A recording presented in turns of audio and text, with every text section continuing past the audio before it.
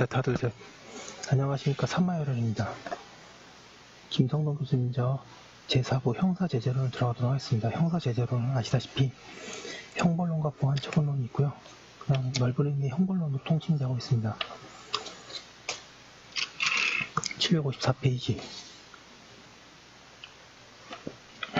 삼마열혈TV 질차 추천 부탁드리고 유튜브 구독을 권장합니다. 우리나라 현행법은 범죄에 대한 법폭계로서 형벌과 보안처분이라는 두 가지 형사제재 수단을 인정하고 있다. 형벌과 보안처분은 그 본질이 다를 뿐만 아니라 투입될 수 있는 법정 요건도 다르다. 형벌론에서는 형벌의 종류, 형의 양을 정하는 원칙, 형 선고 및 형 집행 등을 설명하고, 보안처분론에서는 보안처분의 개념과 보안처분의 종류 및 그 부과 절차를 다룬다.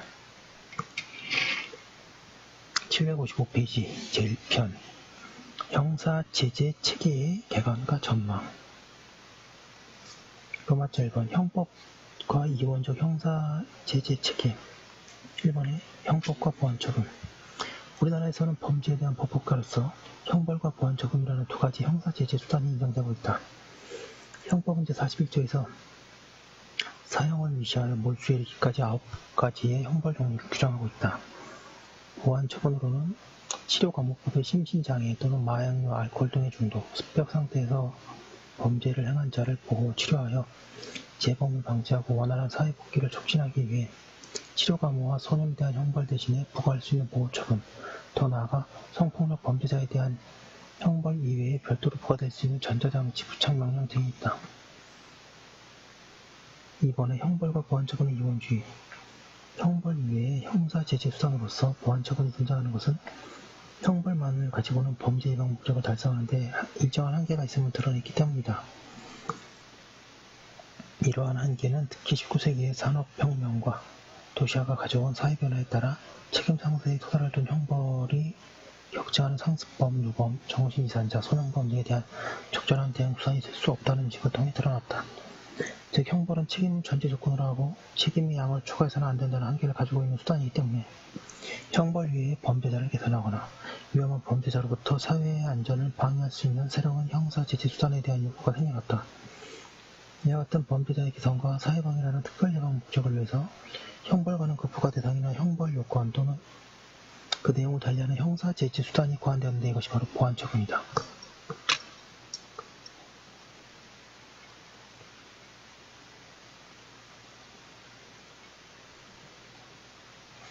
이에 따라 책임에 상응한 형사제재 수단으로서 형벌은 통상의 경우에 부과될 수 있는 것이고, 특수한 사정이 있는 경우에는 보안처분이 책임과 무관하게 혹은 책임의 양과 상관없이 형벌을 대체하거나 보충할 수 있게 되었다.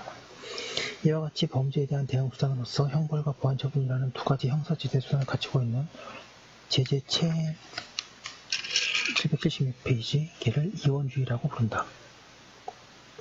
3번에 형벌과 보안처분의 구별. 이원주의 제재체계 하에서 형벌과 보안처분은 각 제재수단이 출발점으로 삼고 있는 전제가 무엇인가에 따라 구별된다. 형벌은 책임을 전제로 하고 형벌을 대체하거나 보충하는 보안처분은 행위자의 위험성을 전제로 한다.